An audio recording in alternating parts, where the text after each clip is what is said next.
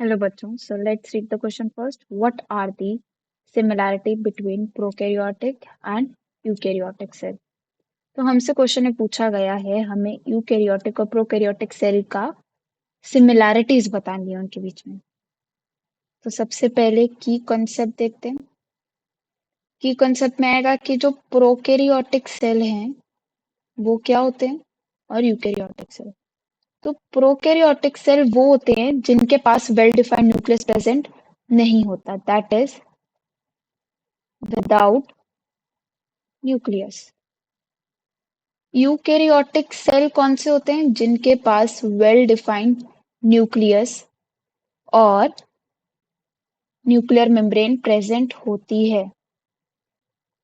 With nucleus, well defined nucleus और nuclear membrane present होती है। तो अब हमें बताना है इनके बीच की सिमिलैरिटीज बतानी है। सिमिलैरिटीज बतानी है। तो फर्स्ट सिमिलैरिटी हो गई सेल मेम्ब्रेन की। सेल मेम्ब्रेन, दोनों प्रोकैरियोटिक और यूकैरियोटिक की जो सेल मेम्ब्रेन है वो लिपिड बाइलेयर की होती है, जो कि एक्ट करती है कैसे, बैरियर की तरह। लिपिड बाइलेयर होती है दोनों की सेल मेम्ब्रेन, दोनों सेल की, और वो कैसे एक्ट करती है, बैरियर की तरह एक्ट करती है। मतलब कि वो आयंस, स्मॉल स्मॉल मॉलिक्यूल्स को एंट्री देगी सेल के अंदर, बट बड़े मॉलिक्यूल्स को एंट्री नहीं देगी। It act as a barrier. Second similar चीज क्या है, जेनेटिक मटेरियल। दोनों सेल का जेनेटिक मटेरियल क्या है, डीएनए है, deoxyribo nucleic acid. Third similarity क्या है इनमें, थर्ड सिमिलैरिटी है राइबोसोम। दोनों सेल में राइबोसोम्स प्रेजेंट होते हैं।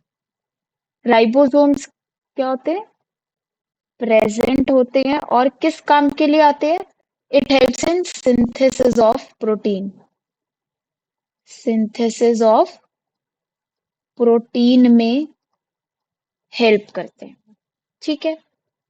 फोर्थ सिमिलर चीज जो हो गई इनके बीच में वो होगी साइटोप्लाज्म।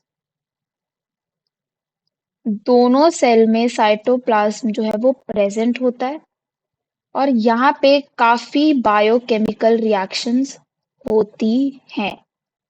बहुत सारी जो बायोकेमिकल रिएक्शन है वो कहाँ होती है, साइटोप्लाज्म।